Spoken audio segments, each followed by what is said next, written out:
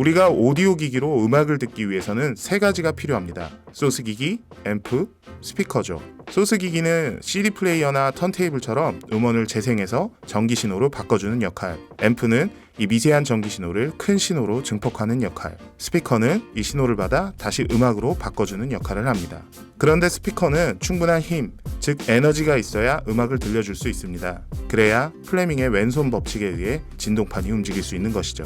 이 스피커를 움직이는 힘이 바로 전력이고, 앰프는 이 전력을 생산해 스피커에게 건네주는 역할을 합니다.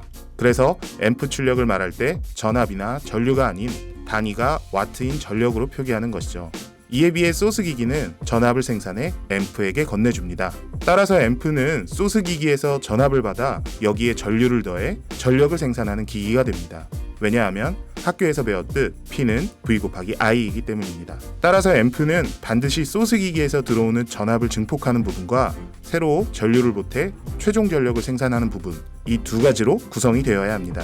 즉 앰프는 전압 증폭 플러스 전류 증폭 구조인 거죠. 그리고 흔히 전압 증폭단을 전압 개인단, 전류 증폭단을 출력단이라고 부릅니다. 우선 전압 증폭단부터 보겠습니다.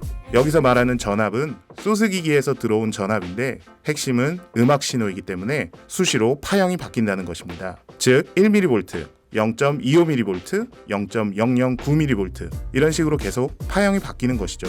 전압 증폭단은 결국 이렇게 수시로 바뀌는 전압을 매번 큰 전압으로 바꾸어 전류 증폭단에 보내주는 역할을 합니다. 그리고 이 과정에서 작은 전압이 얼마나 큰 전압으로 바뀌는가를 나타내주는 수치가 바로 전압 게인이고, 단위는 20로그 값인 데시벨을 씁니다. 0데시벨은 1배, 20데시벨은 10배, 40데시벨은 100배, 60데시벨은 1000배 이런 식이죠. 흔히 이 앰프의 게인은 얼마다 할 때는 이 전압 게인을 말합니다. 이렇게 전압 증폭단에서 늘어난 전압은 이제 전류 증폭단, 즉 출력단을 거치면서 전류를 흡수해 최종 전력으로 바뀌게 됩니다. 따라서 출력단은 전류 게인을 확보하는 곳이고, 전원부로부터 대전류가 공급되는 만큼 열이 많이 발생해 출력단 근처에는 방열핀이 붙습니다. 한편 전압 증폭단과 전류 증폭단에는 모두 증폭 소자가 투입됩니다. 진공관이 투입되면 진공관 앰프, JFET, MOSFET, 바이폴라 같은 트랜지스터가 투입되면 솔리드 앰프가 되는 것이죠.